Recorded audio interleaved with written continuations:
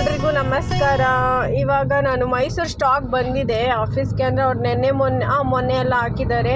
ಮತ್ತು ರಾಯಚೂರ್ದು ಸ್ಟಾಕ್ ಬಂದಿದೆ, ರಿಸೀವ್ ಮಾಡ್ಕೊಂಬರಕ್ಕೆ ಹೋಗ್ತಾ ಇದ್ದೀವಿ. ನೋಡಿ, ಕೆಲವ್ರು ಕೇಳ್ತೀರಾ ಅಕ್ಕ ಫ್ರೀ ಇದ್ದರೂ ಮಾತಾಡಲ್ಲ ಅಂತ. ನಿಜವಾಗ್ಲೂ ಹಬ್ಬದಿಂದ ಆಚೆಗಂತೂ ಫ್ರೀಯೇ ಇಲ್ಲ.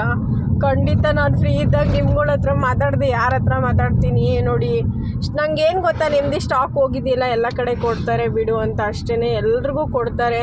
ನೋಡಿ, ನನಗೂ ಅಷ್ಟೇ ಕೆಲಸ ಹೆವಿ ಇದೆ ಇವಾಗಂತೂ. ಸ್ವಲ್ಪನೂ ಕಡಿಮೆ ಅಂದರೂ ಕಡಿಮೆನೂ ಆಗ್ತಾಯಿಲ್ಲ.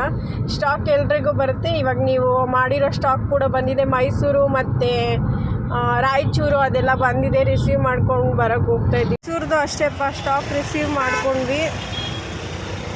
ಏನೇ ರಾಯಚೂರಿಂದ ಕೂಡ ಸ್ಟಾಕ್ ಬಂದಿದೆ. ಪಾಪ ಕೊರಿಯರ್ ಅಣ್ಣ ಅಂತೂ ಕೊರಿಯರ್ ಮಾಡೋಕ್ಕೆ ಹೆವಿ ರಿಸ್ಕ್ ತೊಗೊಂಡ್ರು ಪಾಪ ಈ ಸತಿ. ಸ್ಟಾರ್ಟಿಂಗಲ್ಲಿ ಹೊಸದ್ರಲ್ಲಿ ಕೊರಿಯರ್ ಮಾಡೋದ್ರಲ್ಲಿ ಸ್ವಲ್ಪ ರಿಸ್ಕ್ ಆಯ್ತು ಅವ್ರಿಗೆ.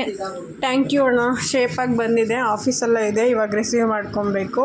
ರಾಯಚೂರಿಂದ ಬಂದಿರೋದು. ರಾಯಚೂರು ಅಕ್ಕಪಕ್ಕ ಹಳ್ಳಿ ಎಲ್ಲ ಹೆಣ್ಮಕ್ಳು ವರ್ಕ್ ಮಾಡ್ತಾರೆ, ಅವ್ರ ಸ್ಟಾಕೇ ಬಂದಿರೋದು.